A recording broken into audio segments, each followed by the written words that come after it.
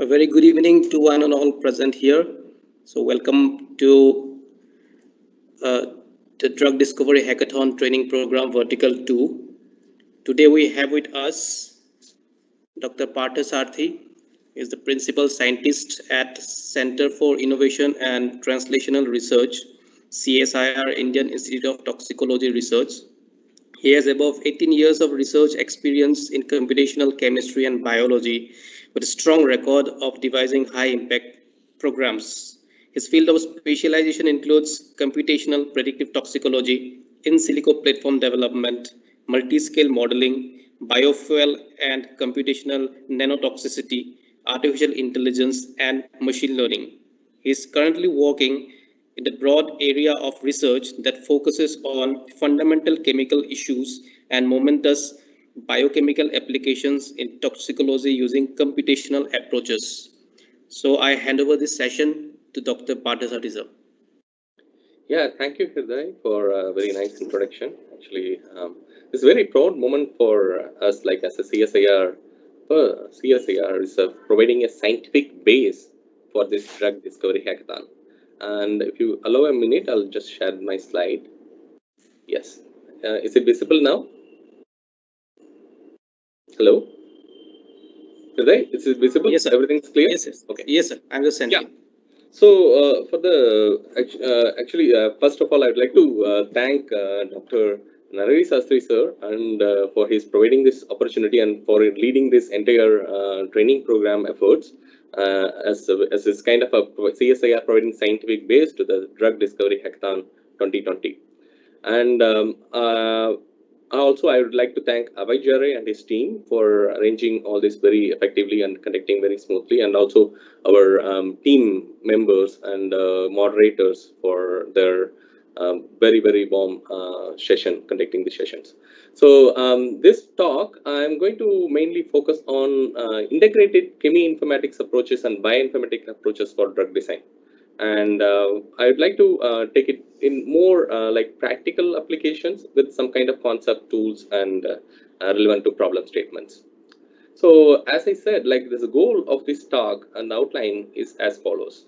This talk, I would like to provide some kind of practical introduction, and since many of them since our Honorable DG Dr. Mande sir and Dr. Sastry sir on mathematical modeling and drug design, and Professor Kunal Rai and Dr. Priyanka Banerjee and so on, like including our another third vertical, they covered almost all the introductions relevant to COVID-related drug discovery and structure-based drug discovery and component of various part of drug design aspects. So here I would like to go very quickly on this introduction to various methods and models and tools on computational drug discovery. And I would like to highlight some of the capabilities and limitation and reliability of different methods used for drug design. And also finally, I have some few examples that can give you some like kind of a overview of how integrated approaches can be utilized relevant to solving these problem statements on COVID-19. So with that, I'd like to show you a general overview, like kind of drug development value chain. It's a kind of a relay race, like when we start from discovery, preclinical, clinical to the market, like we call them from lab to like bed or like whatever we call them. So, but this takes a lot of integration of various disciplines and efforts. So computational toxicology or computational drug discovery point of view. So this is involved in various aspects in the first vertical called discovery point of view, identifying biological targets, drug candidate selection, characterization target, and library development. If you consider traditionally, this biologists started doing like identifying one compound for relevant to disease, then medicinal chemists, they will fine tune for efficiency. But the advantage of computational biology and the artificial intelligence, machine learning, deep learning, and sophisticated chemoinformatics bioinformatics module, now that's expediting this discovery process to much more faster. With that kind of a great kind of concept on drug discovery hackathon, we are going to entirely cover this discovery portion Then further, it can taken by various laboratory of CSIR and other labs going to take the clinical, preclinical, and trials and so on and so forth. So it's a, as I said, it's a kind of relay game. Like we have to start from something and somebody need to start, and finally we need to get the success. That's the entire process of value chain of drug development. In between, I have told you the regulatory point of view. That's where CSIR-IITR is very much interested in doing it. So we have an entire suits of regulatory toxicology studies. Actually, this is they give you like kind of a broad understanding. Actually, this some of them are we can currently predicting using computational approaches. That's where we have achieved our level into another milestone. We can develop various PKPD like absorption, distribution, ADMET properties, and clinical formulation, safe by design approach, understanding toxicity, and toxic like kind of a alert system we have developed, and using databases we can identify the particular chemical, how that induced toxicity, and how to avoid them, or how to identify the adverse outcome. All these things we can study, and also this give you a safety regulation point of view. This will give you a clearance for your molecules, what you are discovered.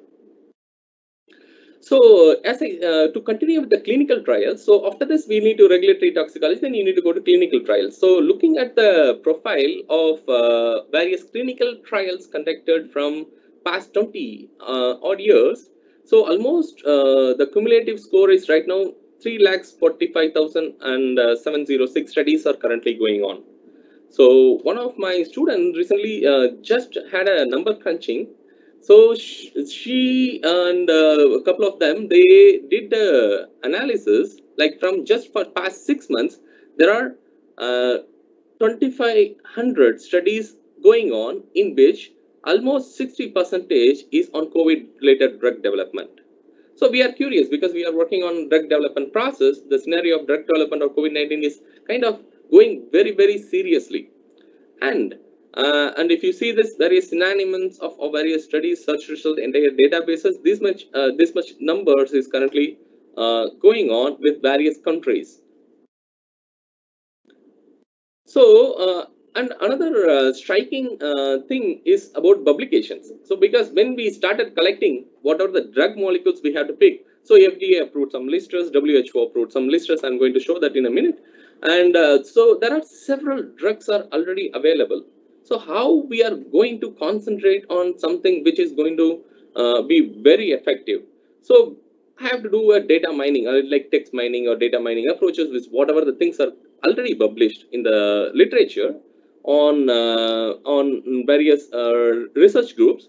So we found like from January to July, we did how many like kind of a COVID related drug development publications is coming out in the literature. So he made a search in the NCBI research on coronavirus. It shows like from January it's smaller, from April second week onwards almost more than 2,000 papers, or every week it's weekly it's coming out on COVID-19 and drug discovery. These are some of the chemicals are top hit, and these are the WHO clinical trial from the WHO site listed from June. And this is the world cloud of from the collected from the literature what we got of the the drug candidates currently in clinical trial. So there are several clinical trials we have right now in our end. So we can take it up and fine tune and understand and develop, test, and go for prediction and develop a model, and then go for further right candidate are more efficient and more like probably combinations also people are trying in the clinical trials. So that will give you a highly integrated computational models which can only predict this approaches, how we can get that kind of either single drug or multiple combination of drug, how to target the virus components or host mechanism, host based immune development. So these are the things are in front of us. So we have to carefully go ahead and do select the molecules and carry out the further studies on that. So this computational framework, I have to give you like what we can predict and how we can analyze them and how effectively we can translate. So we have a drug discovery pipeline, like I'm going to show you here. So the targeted disease, here we have a COVID-19, the targeted design. So targeted design to preclinical testing and developing a drug requires multiple steps. Like first is a target identification, and second is screening the library and drug identification, and finally understanding the drug and classification of drug, characterization of the drug, and refining them, and go for a preclinical testing. That involve a integrated bioinformatics approach you have to start with. Then you have to go for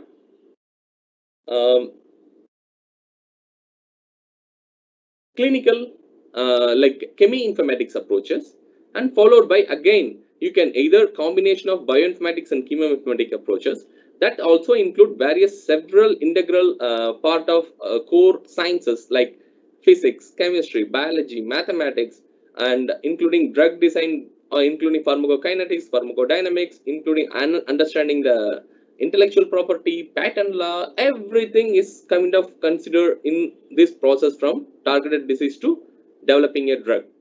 So this is really a challenging problem for us.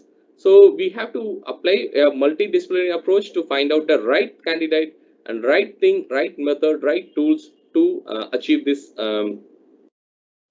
drug discovery of COVID-19. So first I'll go through one by one. This is the target identification. It's the first essential step for target identification. If you consider COVID-19 structure, I'm going to talk to you about different in another at the last part of my talk.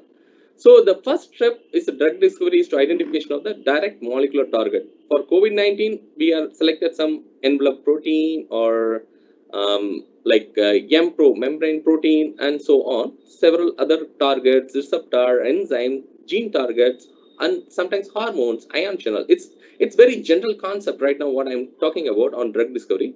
Such target can be a various cellular and molecular structures that involved in the pathogenesis or immune responses that came out of the disease.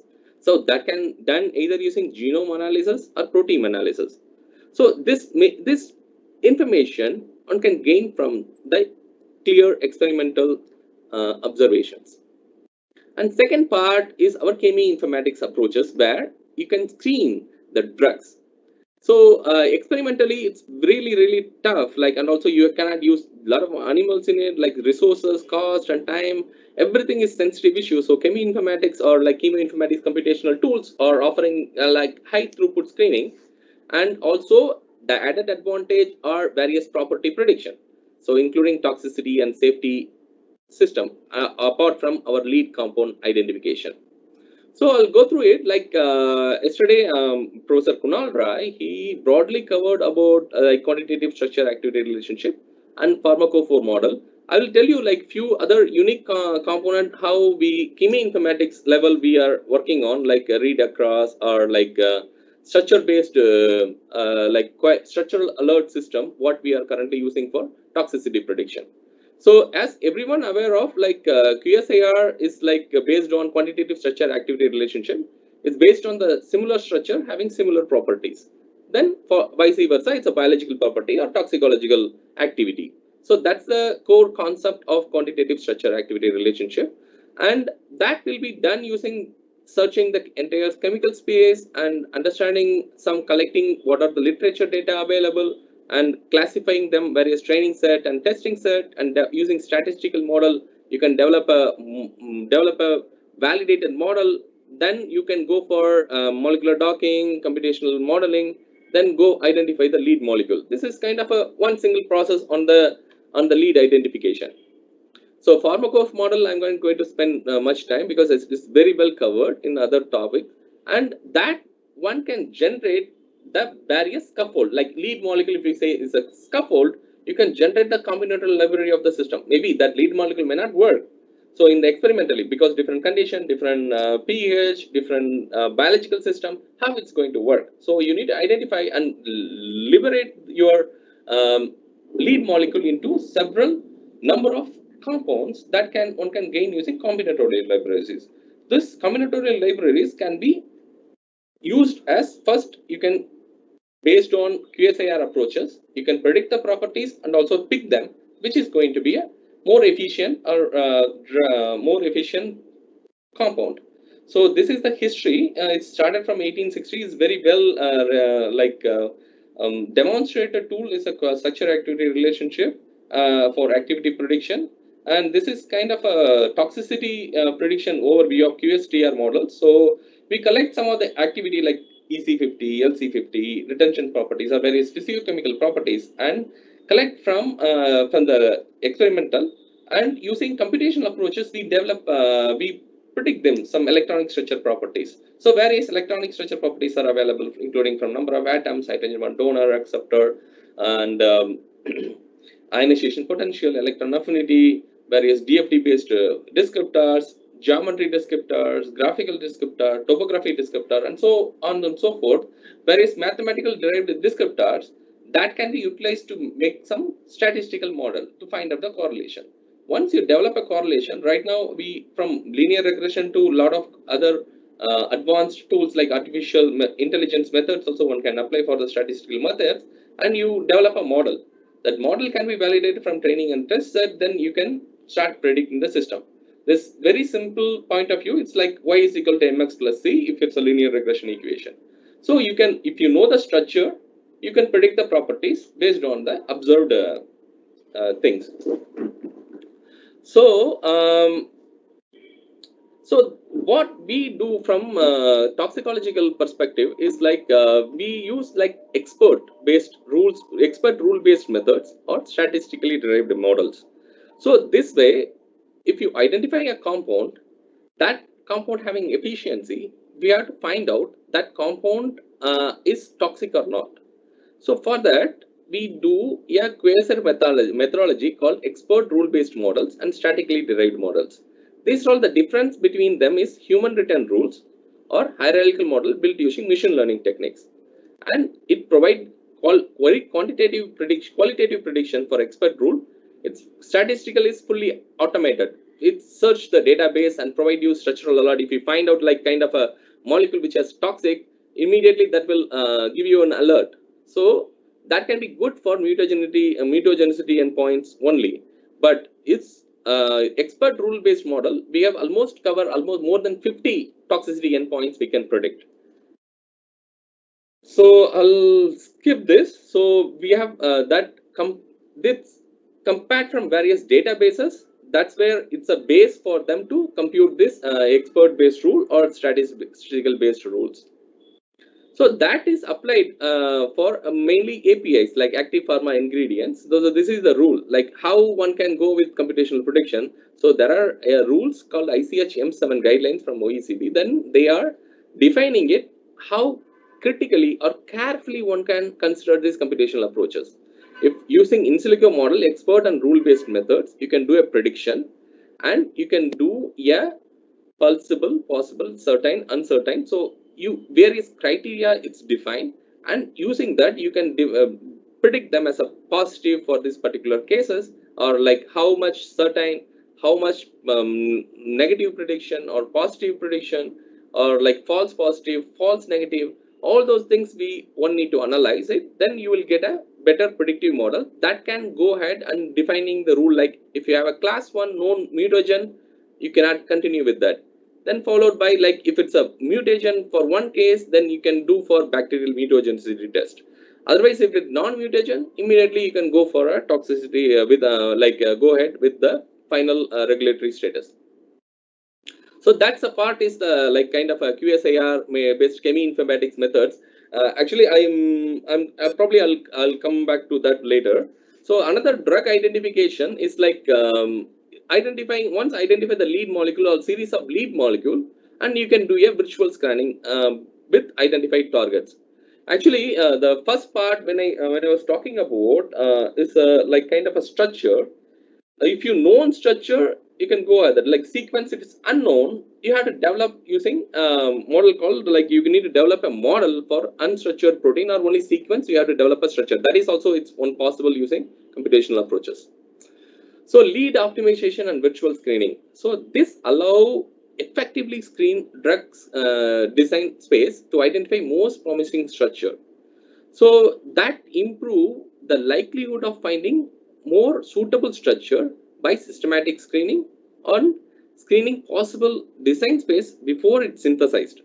So this has lot of advantage. I think structure based design and other aspect ligand based designs are covered by our DGCSIR Professor Dr. S. Mande, and also Sastry sir is completely given a wonderful overview on drug discovery pipeline process, like how it's taken into the particular step on this lead molecular optimization based on structure based design. So you need to understand the identify the targets, then generate the compound library, and we have a systematic tools like drug likeliness screening, like Lipinski rules. I think yesterday also, I think Dr. Kunal Ray also talking has described, I think given you wonderful overview about toxicity prediction and drug likeliness steps using QSAR approaches.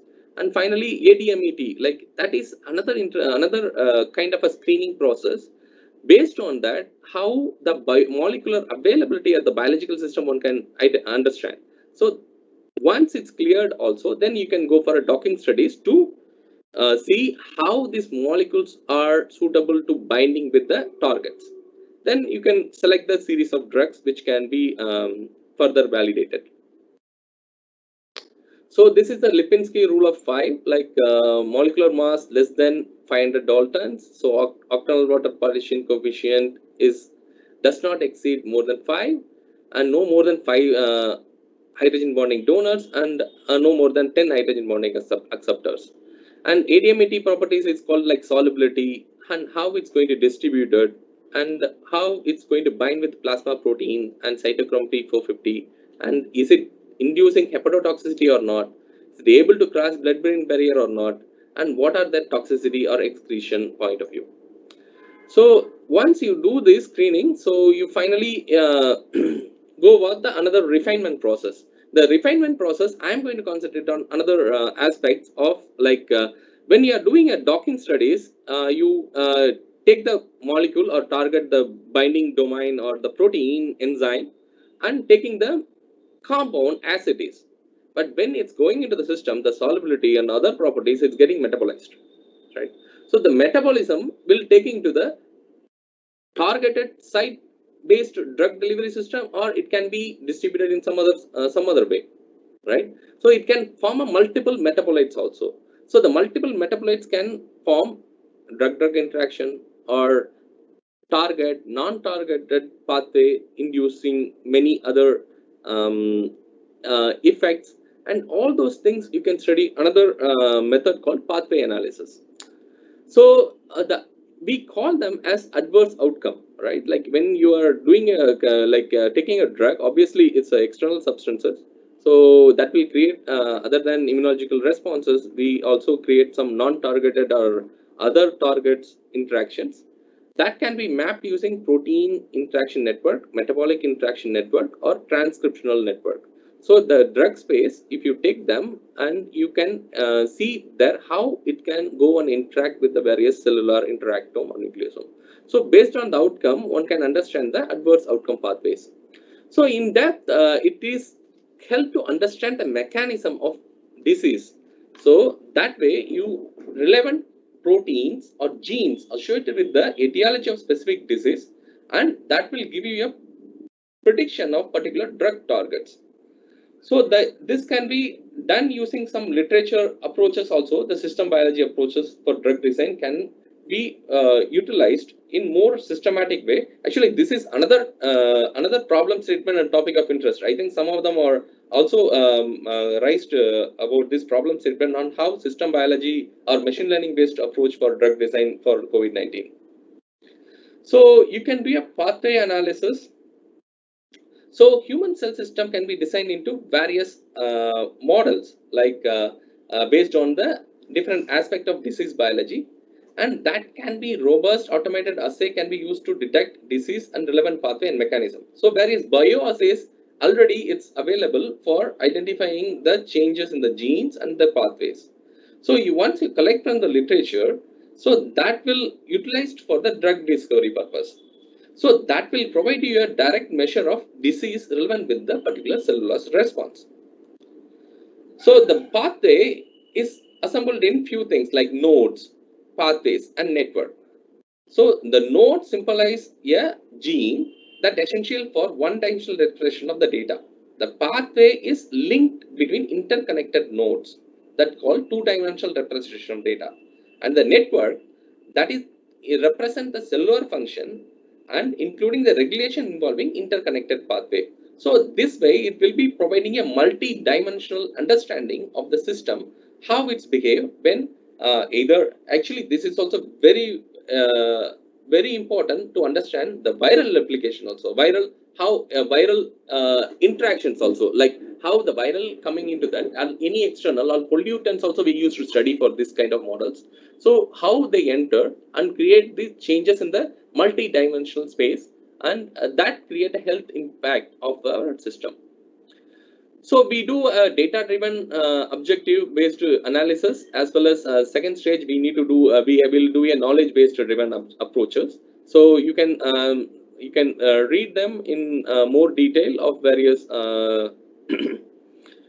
literature available. I can share that with you. So with that, like one can come with the system biology approach, how that is enabling a advent of drug discovery process. The traditional biological way, like a biologically observed agent, will do various methods like experimental tools like bioassay and biological hit, lead optimization, preclinical and clinical, and finally you are getting a validated drug. And it's also having a high success rate, but the lengthy pathway.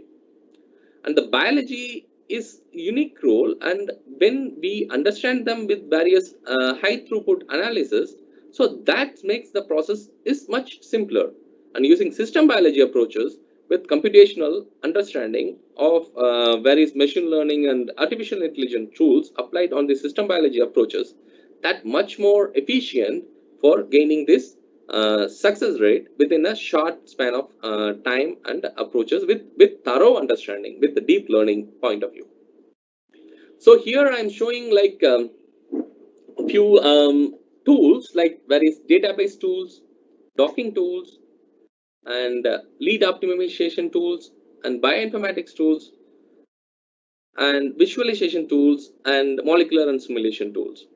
So here another slide. Here I'm showing you one of the databases, much more clear, like primary derived databases, various PubChem, Zinc databases. One can go and pick the molecules. And also there is other known, as I said in the beginning, I've showed you multiple drugs already in the clinical trials. Also one can collect them. And this pathway analysis, as I said, these are the various pathway analysis tools are available, and you can utilize them for much more deep learning point of view on drug design. So here I'm going to ask a question like, now in front of us we have various tools, database, methods. Does it really solve the purpose? Like how we can pick and choose the problem for solving them? It's very in a successful manner. Whether you pick a tool or pick a method or pick a concept. So you can answer them lately on the Saturday when we are going to have some discussion over it. But you have to really very thorough enough to picking the particular problem based on its concepts. So here I'm going to show you COVID-19 biology, viral biology. I think most of you are aware of the process virus replication cycles. So this one showing the replication cycle. So how it's come and induce the pathogenesis, right? So that involve SARS-CoV bind with our human ACE2 receptor. Then that activates the intertrans that inform that various inflammatory responses and cytokine responses that create cytokine storms. So that where it's create all sort of symptoms, right? So when you are getting the symptoms, then only we can identify the particular treatment process. So the treatments based on your drugs, like the drug can be divided into two aspects. One is structural proteins and non-structural proteins based on whatever the virus based targets. So either you can carry out your target selection using viral based components, or you can also target how we can boost your strengthen the human system or human based targets. So this slide shows mostly viral based targets. Almost 29 targets so far it's identified, and various structural proteins and non-structural proteins listed like spike protein, envelope protein, membrane protein, and nucleic acid proteins.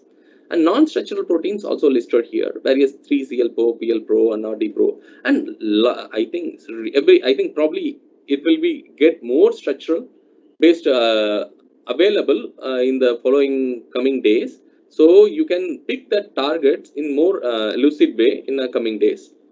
So here we are showing some of the PDB structures of 3CL-PRO, PL-PRO, and RD-PRO of this protein coming from COVID-19 targets. And this is the host-based druggable targets like angiotensin 1 converting enzyme to it called ACE2, or transmembrane series protein 2, or importin, furin, capsaicin. These are the most commonly used human targets. So when you the recent work by in published in ACS infectious disease that clearly demonstrate various strategies for SARS-CoV-2 and targeting viral targets as well as host directed therapeutics development. So here it shows various viral entry descriptors, viral fusion descriptors, viral helicase descriptors, and these molecules, what I showed, the 900 molecules or like more than 1200 molecules currently undergoing the clinical trial and development, not clinical developments, but molecules are much lesser.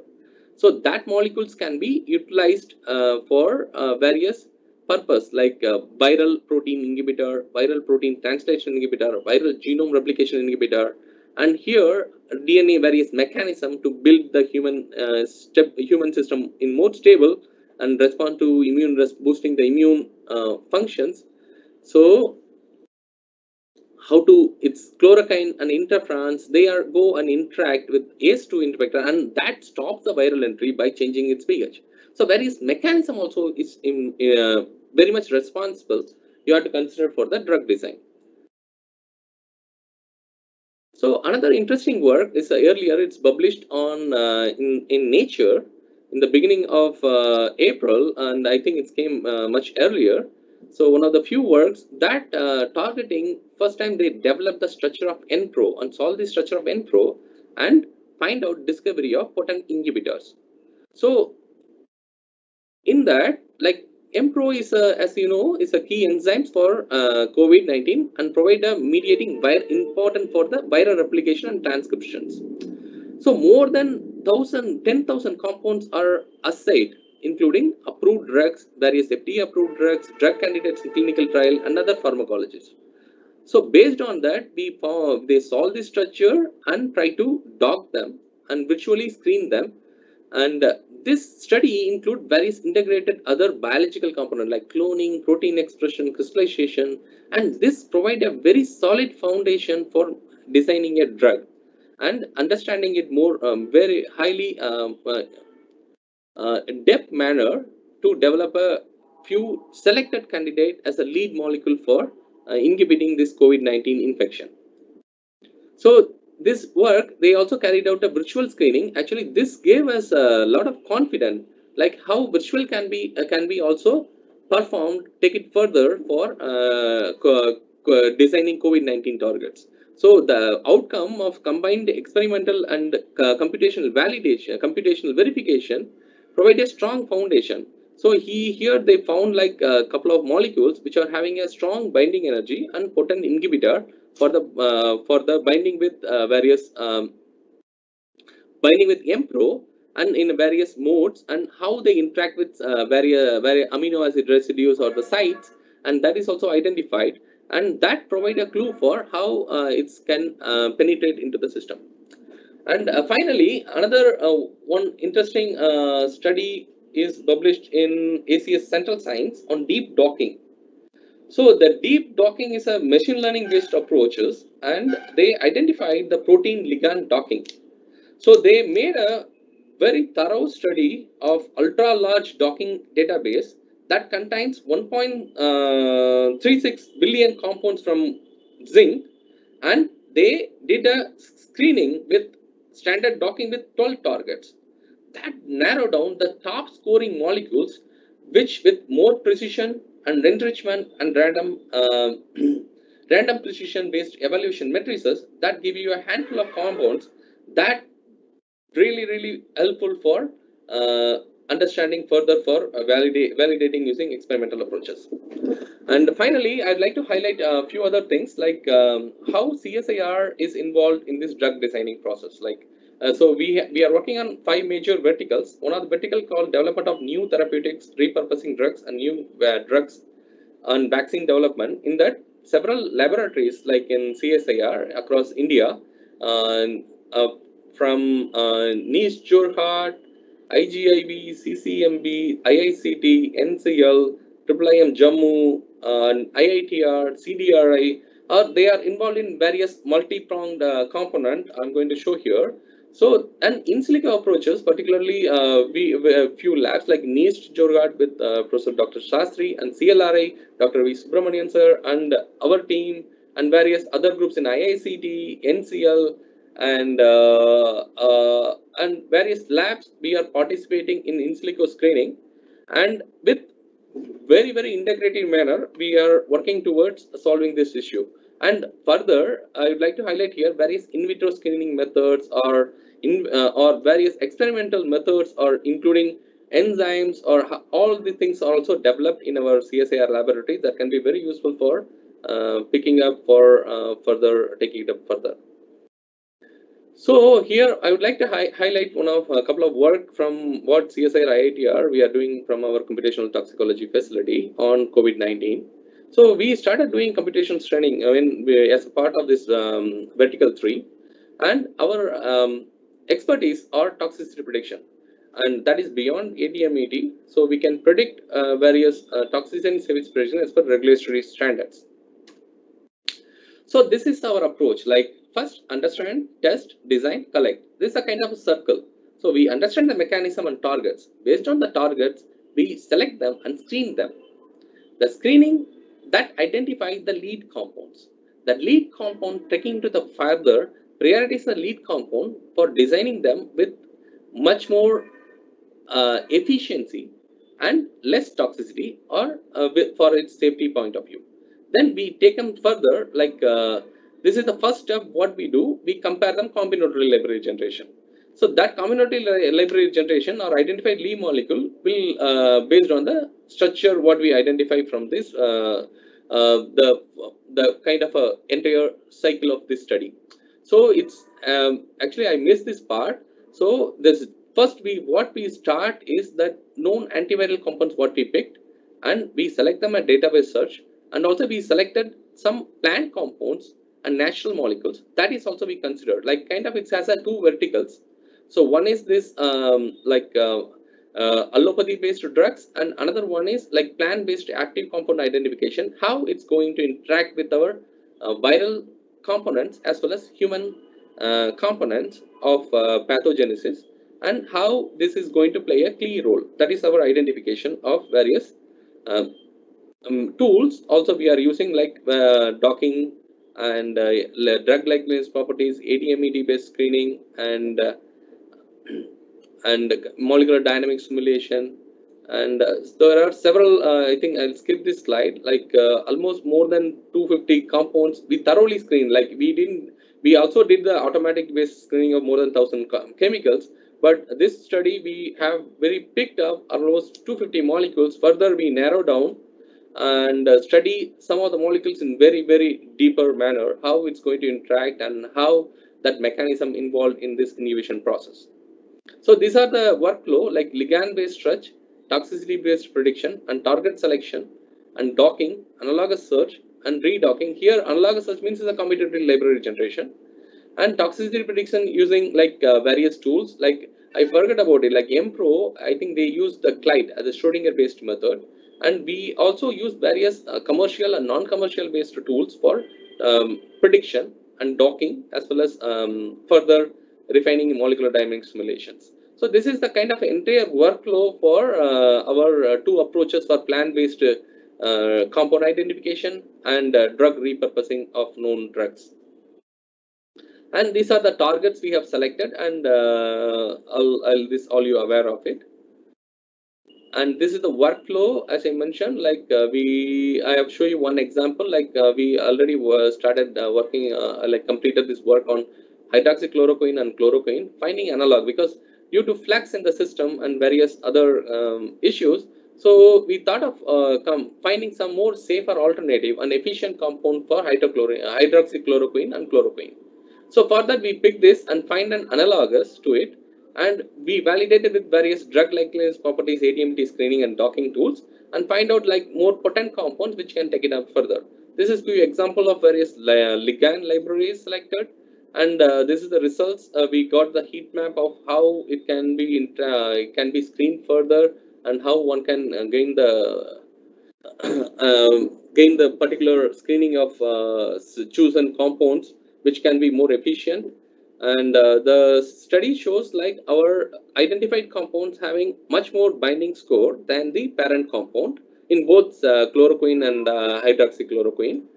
And that is one of the key finding. It can be taken into the further as analogs for hydroxychloroquine and chloroquine, and can be validated using experimental purpose, and then taken into further for preclinical approaches. So this computational toxicology, and I'd like to highlight like how this we recently carried out a study on specialty chemicals. So the specialty chemicals like used in like bulk quantities and various purposes, but it's also some of them are like genotoxic. So for genotoxic, we used an open source Beka based platform. So we have like 4 model for carcinogenicity and 4 model for mutagenicity. So we picked around 2000 compounds and made a benchmarking of which method to pick for more accurate prediction. So we made a systematic study and first selected the compounds, removed them, finding final 2000 compounds, and did a toxicity prediction and various analysis like sensitivity 5-fold analysis, then chosen a best model with more accuracy and sensitivity and predictability, and finally corrected them with the ROC curve, and that will lead to a classification of mutagen, carcinogen, carcinogen, non-carcinogen, non-carcinogen, carcinogen, and non-mutagen and non-carcinogen. So that will give us a confidence of removing the overlapping compounds, and that predicted these molecules. Further, these molecules can be also used to understand how they are involved in. This is various studies. One can also predict using. I'll just have a highlight this, like rat in vivo methods, various national toxicology portal based in vivo methods. Also, this is carried out for another system, and carcinogenicity prediction and various toxicity endpoint that will give you a probable, pulsable, and equivocal category. So one can pick them from that equivocal category or non-possible positive results to take it up further. And ADMET also. So here we made some chemicals from 3D printing fumes that affecting pathways all mapped here using this pathway analysis. So I mentioned about pathway analysis are the third point of the drug discovery pipeline. So this gives a clear understanding of how this drug or anything is. For example, I'm telling you about the chemical drug can go and bind and activate the system. Or you can also use some pollutants. Also, that's where we are much interested in understanding these pathways. But right now, we is trying to use this kind of drugs, how it's go and interact and do this adverse impact, so we can avoid them in much careful designing of the molecules. So this slide has a borrowed idea from Sastry sir. So biologist.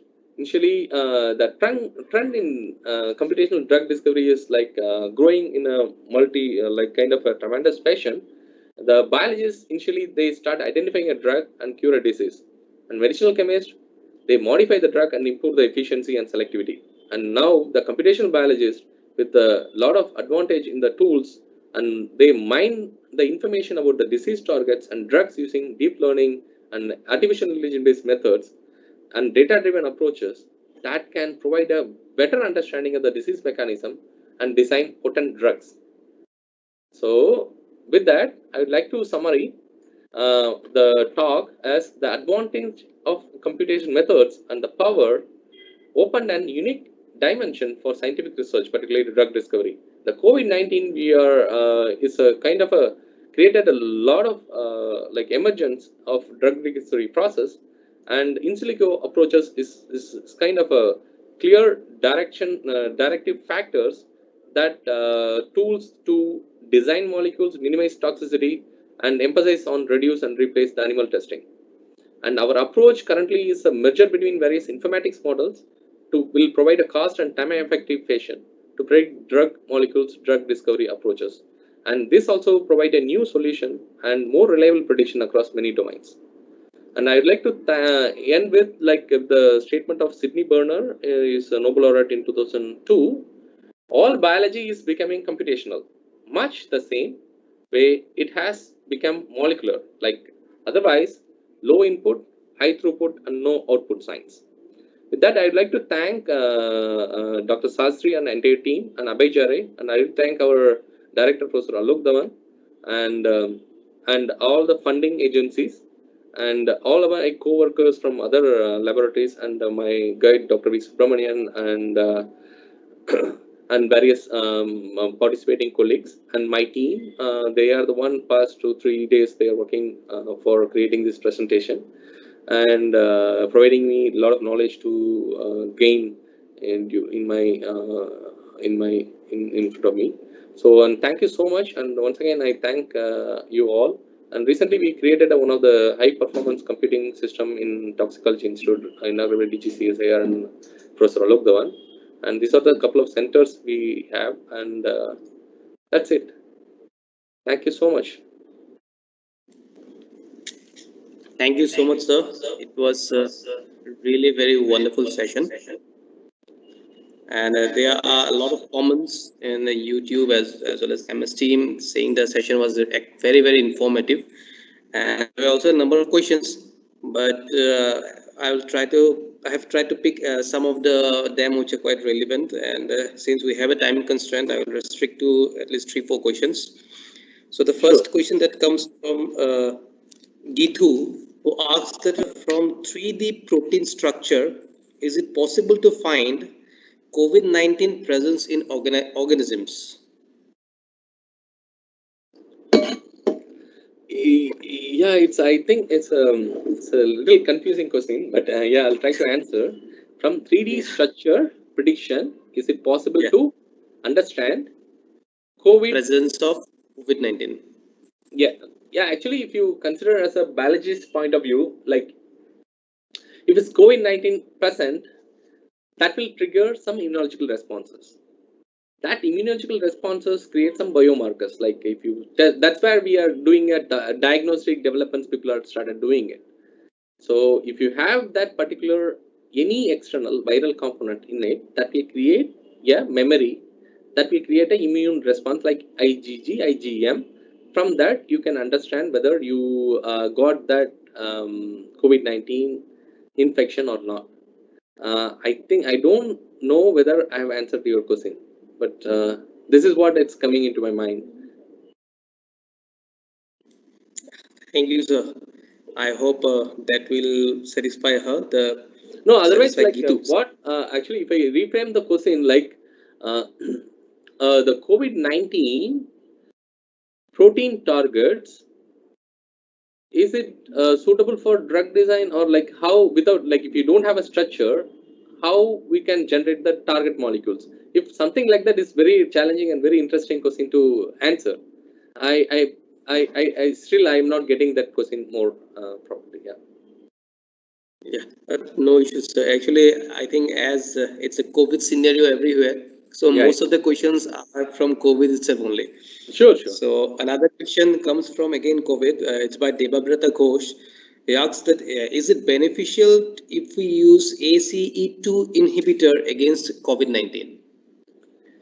Yes, that's a few activities, few research groups, particularly working on ACE2 inhibitors.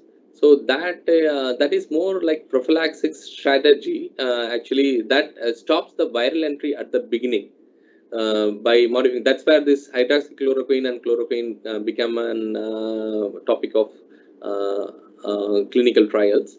So ACE2 inhibitors as a primary point. That's where everything is replication is starting. So viral it's going into the nucleosome. So the targeting and stopping it also here another component for drug design purpose. Okay. There's another one, a quick one that came from Mr. Basavaraj. He has asked for an example for pathway analysis for drug design. Any example? Okay, so I can being a toxicologist, I will give you example of toxicology. Like okay, maybe some of this drug, if you consider that is a that's very effective on particular target working in a COVID-19, but it has like kind of a create adverse outcome. For example, the same hydroxychloroquine and chloroquine that targets the heart disease issue. And recently, some of the clinical patients also encountered with the kidney disease, and so on and so forth. So this pathway analysis, if you done in more careful manner of the drug before synthesis or the drug you want to repurpose, you can understand that adverse outcome right at the beginning, where which pathway it's going to hit, which gene it's going to modify, what kind of metabolites also it can generate. Whereas metabolites you can generate and you can also study them. If it's pathway analysis, that will give you a clear understanding whether it molecule has a adverse outcome or not. So I can show you this example like hydroxychloroquine, chloroquine causing this heart disease and kidney diseases that can be avoided if you find a safer molecular design using pathway analysis. Okay, thank you, sir. I'll put a last one that has come from Tanu Atriwal. She has mainly put a statement that computational approaches have quite a lot of problems, though the problems have not been mentioned here. But related to the statements, she have asked that can we actually rely on them for drug discovery of COVID, as we need such kind of drug as soon as possible. Yeah, as I said earlier, it's a very yes, it's a kind of it's not a it's a more obvious questions. Like we are every day we are encountering this kind of questions. So it's thanks for asking. So it's a right platform for me to clarify a few things. Okay, so the perspective of computational drug design, docking score or whether it's reliable or not. So we are currently developing a understanding from the experimental findings. Like I have shown you one example of IMPRO. So crystal structure solved and people developed a bioassay of more than 10,000 compounds, and that compounds parallelly matched up with our computational finding. So that way, this is the much, if you have no other way, you have to believe something. So you have to believe these computational approaches on how this docking and trends you are getting it.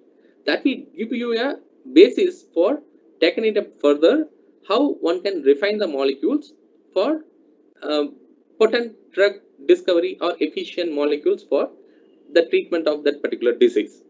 So there are several rigorous approaches currently we following. As if you've seen my slides, so each one of the computation methods are getting validated or verified or followed up, kind of a relay race. Okay, using bioinformatics, we creating a structure or refining the structure and understanding the structure, and using the molecules library, we from the literature, from the data mining approaches or databases, we are picking the right molecules and characterize them with various criterias, and that criteria whoever clearing that criteria taken it to the further as identifies the lead molecules, you do a docking and a screening and a metabolic understanding and a pathway that will give you an entire pipeline of the particular discovery point of view that will minimize the process. One, reduce the animal sources and cost associated with the resources and time.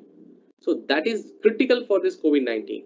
So this is one of the much more reliable way you have to take it up further. Okay. Okay, thank you so much, sir. These were the questions that came up, and I'd like to thank you for giving us your valuable time for this vertical. And thank you so much, sir. Yeah, thank you so much.